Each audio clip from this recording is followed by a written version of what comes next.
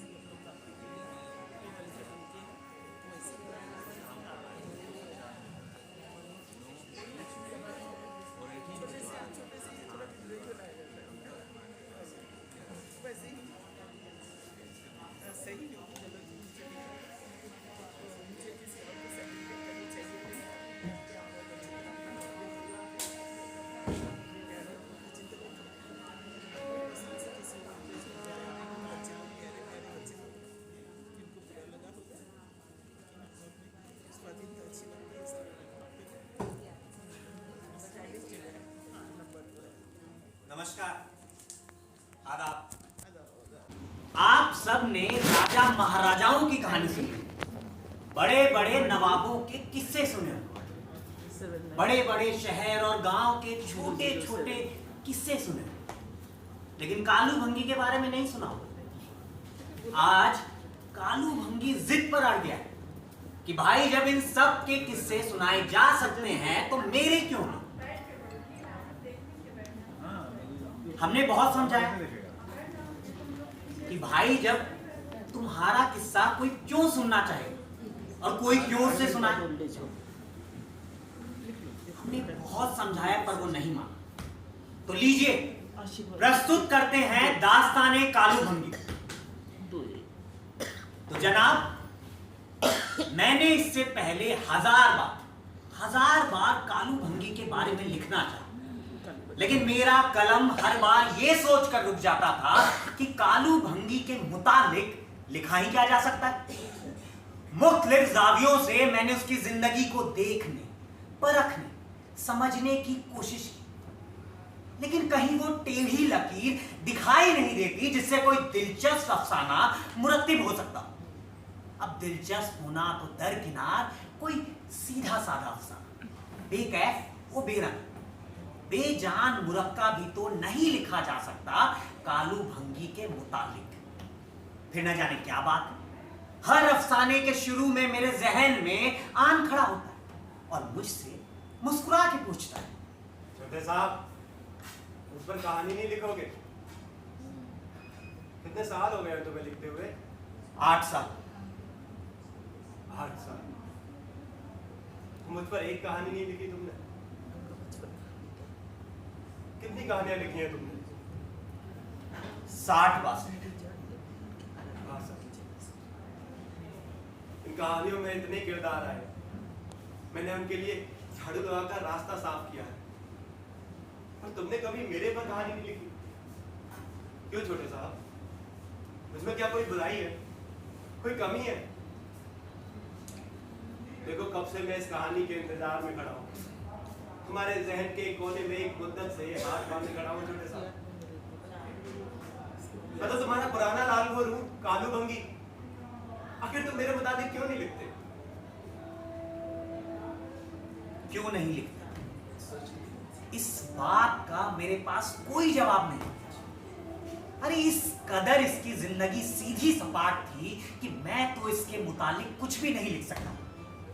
ऐसा नहीं था कि मैं इसके बारे में कुछ लिखना नहीं चाहता था। दरअसल इसके बारे में लिखने का इरादा मैं एक मुद्दत से कर रहा, लेकिन कभी लिख नहीं सका। 1000 कोशिशों के बावजूद नहीं लिख सका। इसलिए आज तक ये अपनी पुरानी झाड़ू ली, अपने बड़े बड़े नंगे घुटने लिए, अपने फटे फटे खुरदुरे बदहैबत पांव लिए, अपनी सूखी टांगों पर उभरी दरारें लिए, अपने कुल्हों की उभरी उभरी हड्डियां लिए, अपने भूखे पेट और उसकी खुश्क जिल्द की स्याही सिलवटें लिए, अपने मुरझाए हुए सीने पर गर्द आलूद बालों की झाड़ियां ली, अपने सिकुड़े सिकुड़े होंठों, फैले फैले नथुनों, झुर्रियों वाले गाल और अपनी आंखों के नींद तारी कंठों के ऊपर नंगी चंदिया उभारे मेरे जहन के कोने में खड़ा किया। अब तक कई किरदार अपनी जिंदगी बताकर, अपनी अहमियत जताकर, अपनी ड्रामायत जहन नशीन करके चले गए। हसीन औरत, फूलों के ताजा तरीन गुंजे, कायनात के तरीन मनाजिर देखे थे, लेकिन ना जाने क्यों ये बदस्तूर अभी भी उसी तरह वहां खड़ा है। इसने इस घर के अंदर आने वाले हर किरदार को देखा, उसे रोते हुए, गिरगिराते हुए, मोहब्बत करते हुए, नफरत करते हुए, सोते हुए, जागते हुए, कहे लगाते हुए, तकरीर करते हुए, जिंदगी के हर रंग में, हर नहज से, हर मंजिल में देखा। बचपन से बुढ़ापे से मौत तक इसने हर अजनबी को इस घर के अंदर झांकते देखा और उसे अंदर आता हुआ देखकर उसके लिए रास्ता साफ कर दिया। ये खुद परे हट गया, एक भंगी की तरह हटकर खड़ा हो गया। हत्ता ये कि दास्तान शुरू होकर भी खत्म हो गई, हत्ता ये कि किरदार और तमाशाई दोनों रुखसत हो गए हैं, लेकिन कालू भंगी इसके बाद भी यहीं खड़ा है। अब सिर्फ एक कदम इसने आगे बढ़ा लिया और मेरे जहन के मरकज में आ गया, ताकि मैं इसे अच्छी तरह देख लूं। इसकी नंगी चंदिया चमक रही और होठों पर एक खामोश सवाल। एक अरसे से मैं इसे देख रहा हूं, समझ में नहीं आता कि क्या लिखूं मैं, लेकिन आज ये भूत ऐसे मानेगा नहीं। इसे कई सालों तक टाला है, आइए आज इसे भी अलविदा कह देते हैं।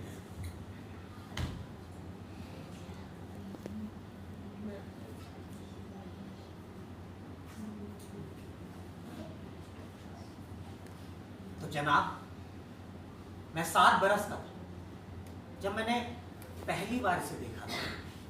उसके 20 बरस बाद जब ये मरा, मैंने उसे उसी हालत में देखा। कोई फर्क ना था, वही घुटने, वही पांव, वही रंगत, वही चेहरा, वही टूटे हुए दांत, वही झाड़ू, वही झाड़ू जो ऐसा मालूम होता था माँ के पेट से उठा चला आ रहा। मेरी झाड़ू मेरे जिस्म का एक हिस्सा मालूम होती थी। हर रोज मरीजों का बोलो बरात साफ करना। बोलो बरात मतलब कफ या टट्टी साफ करना। डॉक्टर साहब और कंपाउंडर साहब के यहाँ कमरे में सफाई करने चला जाता। डॉक्टर साहब की गाय और कंपाउंडर साहब की बकरी को जंगल में चराने ले जाता। दिन ढलते ही मैं वापस अस्पताल ले आता और अपना खाना तैयार करता और खाकर सो जाता। 20 साल से मैं इसे यही करता हुआ देख रहा हूं। हर रोज बिला नागा उस अरसे में ये कभी एक दिन के लिए भी बीमार नहीं पड़ा। यह हमरा ताज्जुब खेज जरूर था, लेकिन इतना भी नहीं कि महज अब इसी के लिए कहानी लिखी जाए। है ये कहानी तो जबरदस्ती लिखवाई जा रही। 8 साल से मैं इसे टालते आया हूं, लेकिन ये शख्स नहीं मान, जबरदस्ती से काम ले रहा है। ये जुल्म मुझ पर भी है और आप पर भी। मुझ पर इसलिए कि मुझे इसे लिखना पड़ रहा है, और आप पर इसलिए कि आपको उसे सुनना पड़ रहा है। हालांकि इसमें कोई ऐसी बात नहीं है कि जिसके लिए, इसके लिए इतनी मुतालिक, इतनी सिरदर्दी मोल ली जाए। मगर क्या किया जाए? इसकी खामोश निगाहों के अंदर एक ऐसी खिंची खिंची सी मिल्तज़ाना काविश, एक ऐसी मजबूर बेज़बान है, एक ऐसी महबूस गहराई है कि मुझे इसके मुतालिक लिखना पड़ता है। और लिखते लिखते ये भी सोचता हूं कि आखिर इसके मुतालिक क्या लिखूंगा मैं। कोई पहलू भी ऐसा नहीं हो जो दिलचस्प, कोई कोना ऐसा नहीं है जो तारीख हो, कोई जाविया ऐसा नहीं है जो किसी मकनातीशी कशिश का हामिल। हाँ, 8 साल से मुतवातिर मेरे जहन के कोने में है, ना जाने क्यों। इसमें इसकी हठधर्मी के सिवाय और तो मुझे कुछ नजर नहीं आता। अरे जब मैंने आंगी के अफसाने में चांदनी के खलियान सजाए और यरकानियत के रुमानी नजरिए से दुनिया को देखा, उस वक्त भी ये वहीं पड़ा। जब मैंने रोमानियत के आगे सफर इख्तियार किया और हुस्न और हैवान की भूख लम्हू कैफियतें देखता हुआ टूटे हुए तारों को छूने लगा, उस वक्त भी ये वहीं पड़ा। जब मैंने बालकोनी से झांक कर अन्नदाताओं की गुर्बत देखी और पंजाब की सरजमीन पर खून की नदियां बहती देखकर अपने वहशी होने का इल्म हासिल किया, उस वक्त भी ये वहीं मेरे जहन के दरवाजे पर खड़ा गुमसुम। मगर अब ये जाएगा जरूर। अब मैं इसके बारे में लिख रहा हूं, लिल्ला इसकी बेकैफ बेरंग तीखी सीधी कहानी भी सुन लीजिए, ताकि ये यहां से दूर दफान हो जाए और मुझे इसके गलीज कुर्ब से निजात मिले। अगर आज भी मैंने इसके बारे में ना लिखा और आप लोगों ने इसके बारे में ना सुना, तो ये 8 साल बाद भी यहीं जमा रहेगा और मुमकिन है जिंदगी भर यहीं खड़ा है। लेकिन परेशानी ये है कि इसके बारे में क्या लिखा जा सकता है। ये भंगी, इसके माँ बाप हाँ, मेरे माँ बाप भंगी थे। मेरे सारे आबा और अजदाद भंगी थे और सैकड़ों बरस से यहीं रहते चले आए थे, इसी तरह इसी हालत में। मैंने कभी शादी ना की थी, मैंने कभी इसक ना किया था, मैंने कभी दूर दराज का सफर ना किया था। हाँ, तो यह है कि मैं कभी अपने गांव से बाहर नहीं गया। मैं दिन भर अपना काम करता और रात को सो जाता और फिर सुबह उठकर अपने काम में मसरूफ हो जाता। बचपन से मैं यही करता चला आया था। लेकिन छोटे साहब, मुझमें एक बात जरूर दिलचस्प थी और वो ये कि मुझे अपनी नंगी चंदिया पर किसी जानवर, मसलन गाय या भैंस की जबान भराए से बड़ा लुत्फ हासिल होता था। मैं अक्सर दोपहर के वक्त नीले आसमान तले सब्ज घास के मखमली फर्श पर अस्पताल के करीब एक खेत की मेड़ पर उकड़ू बैठा और डॉक्टर साहब की गाय मेरा सर चाट रही, बार बार लगातार, और मैं अपना सर चटवाता वहीं ऊँग कर सो जाता। ऊँग कर सो जाता। वैसे एक बात थी, इसे इस तरह सोता देखकर मेरे दिल में मुसर्रत का एक अजीब सा ख्याल उजागर होने लगता था और कायनात के थके थके गुनूदगी में इजाफा की हुस्न का गुमा होने लगता। मैंने अपनी छोटी सी जिंदगी में दुनिया की हसीन तरीन औरत, फूलों के ताजा तरीन गुंचे, कायनात के तरीन मनाजिर देखे, लेकिन ना जाने क्यों ऐसी मासूमी, ऐसा हुस्न, ऐसा सुकून किसी नजर में नहीं देखा जितना कि उस नजर में जब मैं 7 बरस का। वो खेत बहुत बड़ा और वसी दिखाई देता था और आसमान बहुत नीला और साफ। इसकी चंदिया शीशे की तरह चमकती और गाय की जबान आहिस्ता आहिस्ता इसकी चंदिया चाटती, गोया इसे सहलाती हुई कसर कसर की ख्वाबिदा आवाज पैदा करती जाती। जी चाहता था कि मैं भी उसी तरह अपना सर झुका के उस गाय के नीचे बैठ जाऊं और ऊँगता ऊँगता सो जाऊं। एक दफा मैंने ऐसा करने की कोशिश भी की। हुआ ये कि मैं भी जोश में गाय के पास चला गया। पीछे से एक आवाज आई। मैंने मुड़ के देखा तो वालिद साहब खड़े थे। अब जो ही मैं कुछ बोल पाता उससे पहले वालिद साहब ने मुझे वो पीटा। हंसी आ गई। मैं तो पिटाई, मेरी तो पिटाई हो गई। उसके बाद वालिद साहब ने इसको वो पीटा कि मैं खुद डर के मारे चीखने लगा कि कहीं वालिद साहब के ठोकरों से ये मर ना जाए। लेकिन इस कमबख्त को इतनी मार खा के भी कुछ ना।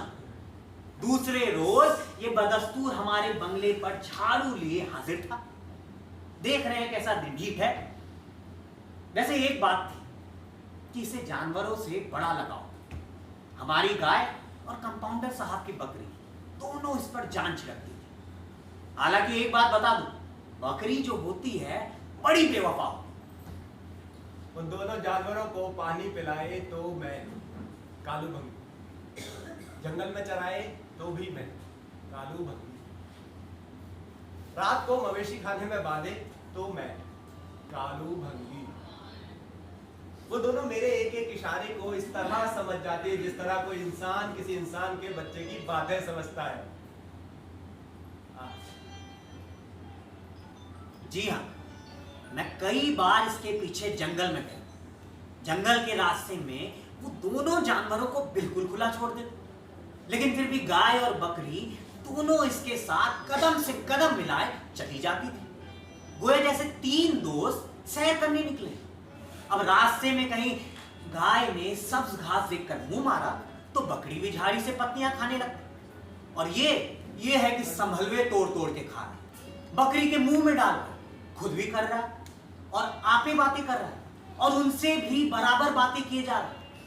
वो दोनों जानवर भी बिल्कुल इसी तरह कभी दुम हिलाकर, कभी पैर हिलाकर, कभी मुंह हिलाकर, कभी नाचकर, कभी गाकर, हर तरह से इसकी गुफ्तगू में शरीक हो जाते थे। अब मेरी समझ में तो कुछ नहीं आता था कि ये लोग क्या बातें करते। फिर चंद लम्हों के बाद ये आगे चलने लगता तो गाय भी चढ़ना छोड़ देती और बकरी भी झाड़ी से परे हट जाती और इसके साथ साथ आगे चलने लगती। आगे कहीं छोटी सी नदी आती या कोई नन्हा नन्हा चश्मा तो ये वहीं बैठकर बल्कि लेट कर अपने होंठ चश्मे की सतह से मिला देता और जानवरों की तरह पानी पीने लगता। और वो दोनों जानवर भी बिल्कुल हूबहू इसी तरह पानी पीने लगते, क्योंकि बेचारे इंसान नहीं थे। उसके बाद अगर ये सब्जे पर लेट जाता तो बकरी इसके टांगों के पास आकर अपनी टांगों को सुकोड़ कर दुहाई अंदाज में बैठ जाती। और गाय तो इस अंदाज में इसके करीब हो बैठती कि मुझे ऐसा मालूम होता कि ये कालू भंगी की बीवी और अभी अभी खाना पका के फारिग हुई। उसके चेहरे के हर उतार चढ़ाव में एक सुकून, आमेज, गृहस्थी अंदाज झलकने लगता। और जब वो जुगाली करने लगती तो मुझे ऐसा मालूम होता कि कोई बहुत बड़ी सुगड़ बीवी क्रोएशिया लिए सुजनकारी में मशरूफ और इसके लिए स्वेटर बुन रही। इस गाय और बकरी के अलावा एक लंगड़ा कुत्ता था जो मेरा बड़ा अच्छा दोस्त था। तो लंगड़ा था इसीलिए दूसरे कुत्तों के साथ चल फिर ना सकता। अक्सर अपने लंगड़े होने की वजह से दूसरे कुत्तों से पिटता, भूखा रहता, जख्मी रहता। आ गए।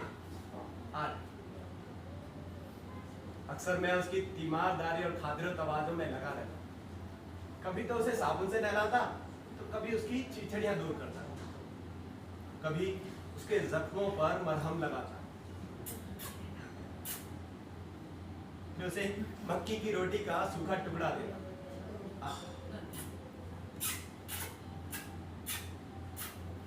देख रहे हैं, आराम से जख्मों पे मरहम लगाता, चिड़चिड़ियां दूर करता।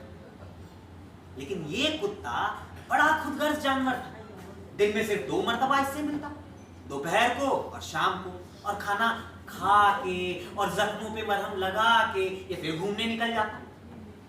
इसकी और उस लंगड़े कुत्ते की मुलाकात बड़ी मुख्तसर होती थी और बड़ी दिलचस्प। मुझे तो वो कुत्ता एक आंख ना भाता था, लेकिन ये उससे हमेशा बड़े तपाक से मिलता था। इसके अलावा मेरी जंगल के हर जानवर चरिंद और परिंद से शनासाई थी। रास्ते में कहीं कोई कीड़ा आ जाता तो मैं उसे उठाकर झाड़ी पर रख देता। कहीं कोई नेवला बोलने लगता तो मैं उसे उसकी बोली में जवाब देता। तीतर, रटगिल्ला, गटारी, लाल चिड़ा, सब्ज मक्खी, हर परिंदे की जबान में जानता था।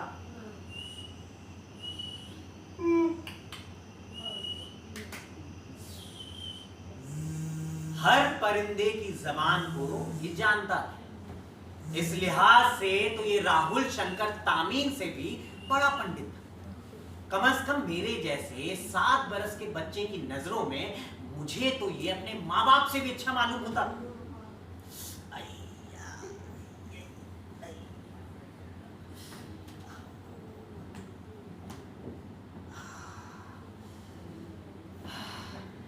छोटे साहब, ऐसे बैठने से आराम मिलता है ना?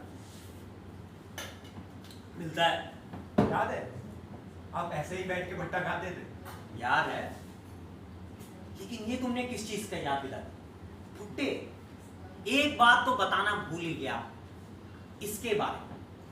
ये भुट्टे ऐसे मजे का तैयार करता था और आग पर उसे इस तरह मध्यम आंच में भूनता था कि भुट्टे का हर दाना कुंदन बन जाता और जायके में शहद का मजा देता।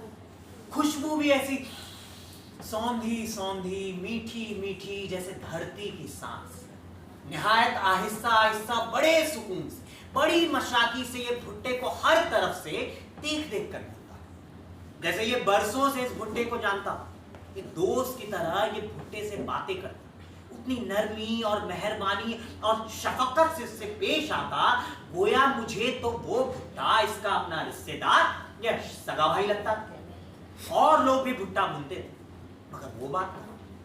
इस कदर कच्चे, बद जायका और मामूली से भुट्टे होते थे वो, कि उन्हें तो बस मक्की का भुट्टा ही कहा जा सकता। लेकिन वही भुट्टा इसके हाथ में पहुंच के कुछ का कुछ हो जाता, और जब वो आस पर सिक के बिल्कुल तैयार हो जाता, तो बिल्कुल एक नई नवेली दुल्हन की तरह उरूसी लिबास पहने सुनहरा सुनहरा नजर आता। मेरे ख्याल में खुद भुट्टे को ये अंदाजा हो जाता कि ये उससे कितनी मोहब्बत करता है, वरना मोहब्बत के बगैर उस बेजान शय में इतनी रानाई कैसे पैदा हो सकती। मुझे इसके हाथ से सेके हुए भुट्टे खाने में बड़ा मजा आता। मैं बड़े मजे में छुप छुप के खाता। एक दफा पकड़ा गया। हुआ यूं कि मैं भुट्टे मजे में खा रहा था, पीछे से वालिद साहब आ गए। अब मैं जैसे ही पलटा तो वालिद साहब, फिर मैं कुछ बोलने वाला था कि वालिद साहब ने मुझे तो पीटा ही, इसको भी बहुत पिटाई की, इतना पीटा, लेकिन ये कमबख्त अगले दिन फिर हमारे बंगले पर उसी तरह झाड़ू लिए हाजिर था। और बस अब इसके बारे में कोई बात याद नहीं आई। मैं बचपन से जवानी में आई, मेरे लिए अब ये कम दिलचस्प हो चुका, बल्कि यूं कह लीजिए कि मुझे अब इसमें कोई दिलचस्पी ना है। हाँ, कभी कभी इसका किरदार मुझे अपनी तरफ खींचता। ये उन दिनों की बात है जब मैंने नया नया लिखना शुरू किया। मैं मुताले के लिए इससे सवाल पूछता और एक नोटपैड और फाउंटेन पेन साथ रख लेता। कालू भैया। जी छोटे साहब। एक बात बताइए, हाँ। आपकी जिंदगी में कोई खास बात है? कैसी छोटे साहब? अरे कोई खास बात, अजीब, अनोखी? नहीं नहीं छोटे साहब। कुछ नहीं? नहीं, कुछ भी नहीं? कुछ भी नहीं छोटे। ठीक। अच्छा एक बात बताइए, हाँ। आप तनख्वाह लेकर क्या करते हैं? मैं तनख्वाह लेकर 8 रुपए मिलते हैं। 4 रुपए का आटा लाता हूँ, 1 रुपए का नमक और 1 रुपए का तंबाकू, 8 आने की चाय, 4 आने का गुड़ और 4 आने का मसाला। कितने रुपए हुए छोटे साहब? 4 रुपए का आटा, हाँ। 1 रुपए का नमक, 1 रुपए का तंबाकू, 4 आने का गुड़, 8 आने का गुड़, 4 आने का मसाला और 4 आने का चाय। 7 रुपए। 7 रुपए। 1 रुपए बनिए को देता हूँ। किस लिए? कपड़े सिलवाने के लिए कर्ज लेता हूँ ना। कपड़े सिलवाने के लिए कर्ज लेते? जी छोटे साहब। ठीक। कंबल तो मेरे पास है, लेकिन साल में 2 जोड़े कपड़े तो चाहिए छोटे साहब। और छोटे साहब, अगर बड़े साहब तनख्वाह में 1 रुपया बढ़ा दें तो मजा आता है। क्या कीजिएगा? 1 रुपए का घी लाऊंगा। घी लाइए? जी छोटे साहब। क्या कीजिएगा घी का? मक्की के पराठे खाऊंगा। मक्की के पराठे? कभी पराठे नहीं खाए। कभी नहीं खाए? नहीं छोटे साहब। देख रहे हैं, मक्की के पराठे नहीं खाए और चले हैं अफसाना लिखवाने। अब आप ही बताइए कि इसके इन 8 रुपयों पर मैं क्या अफसाना लिखूं? वक्त बीत गया, मेरी शादी हो गई। जब रातें जवान और चमकदार होने लगी और करीब के जंगल से शहद और कस्तूरी और जंगली गुलाब की खुशबुएं आने लगी, हिरन चौकड़ियां भरते हुए दिखाई देते और तारे कानों में सरगोशियां करने लगे। किसी के रसीले होंठ आने वाले बोसों का ख्याल करके कांपने लगे। उस वक्त भी मैं इसके मुतालिक कुछ लिखना चाहता था और पेंसिल और कागज लेकर इसके पास जाता। कालू भैया। हाँ छोटे साहब। एक बात बताइए, पूछिए छोटे साहब। आपने ब्याह क्यों नहीं किया? यार छोटे साहब, मैं इस पूरे इलाके में अकेला ही एक भंगी हूँ। दूर दूर तक और कोई भंगी नहीं है। आप ही बताओ कैसे ब्याह होता हमारा। आपका जी नहीं चाहता? किस बात का छोटे साहब? इश्क करने के लिए जी चाहता है आपका? अरे शायद आपने किसी से मोहब्बत की होगी, जब ही अब तक आपने शादी नहीं। छोटे साहब, ये इश्क क्या होता है? इश्क क्या होता है? हाँ, अरे इश्क इश्क होता है। इश्क यानी मोहब्बत, मोहब्बत यानी प्यार। अरे औरत से इश्क करते हैं लोग। औरत से इश्क करते हैं? तो औरत से इश्क करते हैं लोग। शादी तो जरूर करते हैं। अरे शादी भी करते हैं। शादी भी करते हैं। तो छोटे साहब, पहले इश्क करते हैं औरत से या शादी करते हैं औरत से? अरे शादी भी करते हैं, इश्क भी करते हैं। तुम्हारी मर्जी, जो चाहे कर लो। हमें नहीं समझ में आ रहा क्या आप कह रहे हैं छोटे साहब। और ये हमारी शादी की बात तो हमने आपको बता दी। आप ही बताओ कैसे होती है शादी हमारी औरत से? चलो ये सब बातें छोड़ो। ये बताओ कि आपको अफसोस नहीं होता?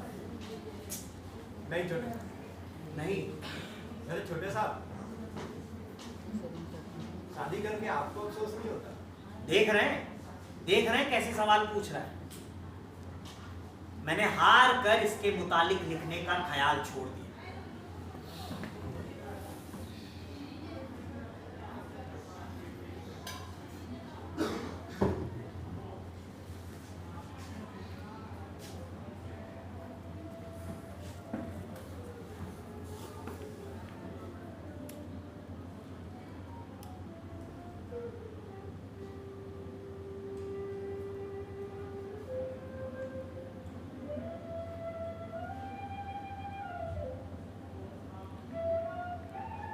8 साल हुए। 8 साल हुए कालू भंगी को मरे हुए। वो जो कभी बीमार नहीं पड़ा था, अचानक ऐसा बीमार पड़ा कि फिर कभी बिस्तरे अलालत से ना उठा। उसे अस्पताल में मरीज रखवा दिया गया। वो अपने बर्तन खुद साफ करता, अपना बिस्तर खुद साफ करता, अपना बोल और बरास खुद साफ करता। और जब वो मर गया तो पुलिस वालों ने उसकी लाश को ठिकाने लगा दिया, क्योंकि उसका कोई वारिस ना था। वो हमारे यहाँ 20 साल से काम करता था, मगर हम उसके कोई रिश्तेदार थोड़ी थे। इसलिए उसकी आखिरी तनख्वाह भी बह के सरकार जब्त हो गई, क्योंकि इसका कोई वारिस ना था। और जिस रोज वो मरा उस रोज भी कोई खास बात ना हो। रोज की तरह उस रोज भी अस्पताल खुला। डॉक्टर साहब ने नुस्खे लिखे, कंपाउंडर ने तैयार किए, मरीजों ने दवा ली और घर लौट गए। फिर रोज की तरह अस्पताल भी बंद हुआ। हम सब ने घर लौट कर खाना खाया, रेडियो सुना और लिहाफ ओढ़कर सो गए। सुबह उठे तो पता चला कि अजराए करम कालू भंगी की लाश को पुलिस वालों ने ठिकाने लगा।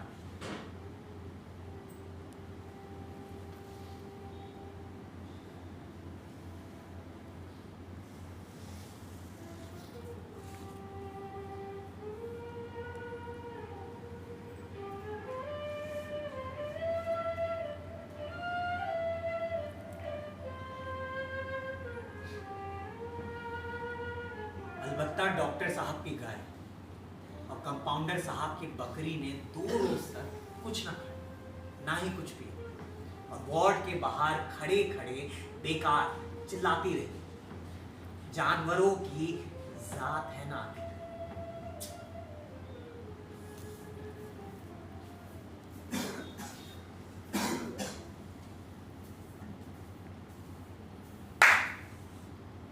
तो फिर झाड़ू देकर आन पहुंचा। क्या चाहता है? बता क्या चाहता है? कहानी। कहानी? अरे सब कुछ तो कह दिया जो मैं तुम्हारे बाबत जानता हूं। अब भी यहीं खड़े परेशान कर रहे हो। लिल्ला चले जाओ। क्या मुझसे कुछ छूट गया है? तुम्हारा नाम कालू भंगी, काम भंगी। इस इलाके से कभी बाहर नहीं गए, इश्क नहीं लड़ाया। अरे जिंदगी में कोई हंगामी बात नहीं हुई, कोई अचंभा, मोजिजा कुछ भी तो नहीं हुआ। फिर मैं क्या लिखूं तुम्हारे बारे में बताओ। अरे जैसे महबूब के होठों में, अपने बच्चों के प्यार में होता है, गालिब के कलाम में होता है, कुछ भी तो नहीं हुआ तुम्हारी जिंदगी में। तुम ही बताओ कि क्या लिखूं। तुम्हारी तनख्वाह 8 रुपए, 4 रुपए का आटा, 1 रुपए का नमक, 1 रुपए का तंबाकू, 8 आने की चाय, 4 आने का गुड़, 8 आने का गुड़, 4 आने की चाय, 4 आने का मसाला, 7 रुपए और 1 रुपए बनिएगा, हो गए 8 रुपए। मगर 8 रुपए में कहानी नहीं होती। अरे आजकल तो 25, 50, 100 में भी नहीं होती, मगर 8 रुपए में तो शर्तिया कोई कहानी नहीं हो सकती। फिर मैं क्या लिखूं तुम्हारे बारे में। चले जाओ।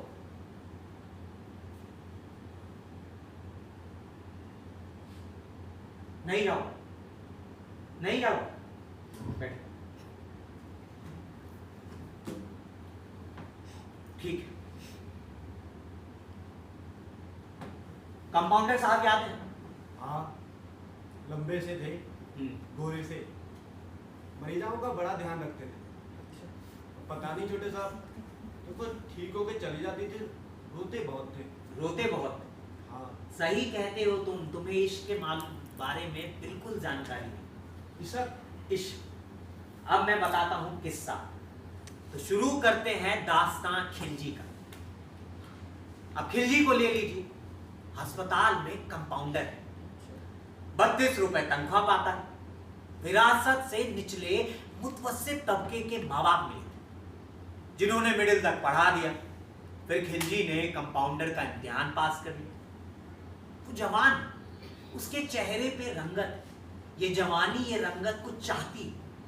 वो सफेद लट्ठे की शलवार पहन सकता है, कमीज पर कलफ लगा सकता है, बालों में खुशबूदार तेल लगाकर कंघी भी कर सकता है। सरकार ने उसे एक छोटा सा बंगला नुमा क्वार्टर भी दे रखा है, और डॉक्टर चूक जाए तो फीस भी झाड़ लेता है।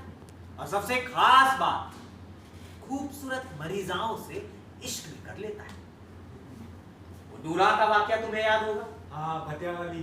भतिया वाली याद है। नूरा भतिया से आई, 16-17 बरस की अल्हड़ जवान, सिनेमा के रंगीन इश्तिहार की तरह 4 कोस दूर से नजर आ जाती थी। लेकिन जानते हो, बड़ी बेवकूफ थी। कैसे? अरे अपने गांव के 2 नौजवानों का इश्क कबूल किए बैठे। 2 नौजवानों? 2 नौजवानों का इश्क कबूल किया? जी हाँ। जब नंबरदार का लड़का सामने आता तो इसकी हो जाती, और जब पटवारी का लड़का दिखाई देता तो इसका दिल उसकी तरफ माइल होने लगता। मामला गड़बड़ था और वो कोई फैसला ना कर पाता। बिलउमूम इश्क को लोग एक बिल्कुल वाजिब, काते, यकीनी अम्र समझते। बहरहाल ये इश्क अक्सर बड़ा गैर यकीनी कोमगो हालत का हामिल होता है। नहीं समझ में आया? ठीक है, समझा।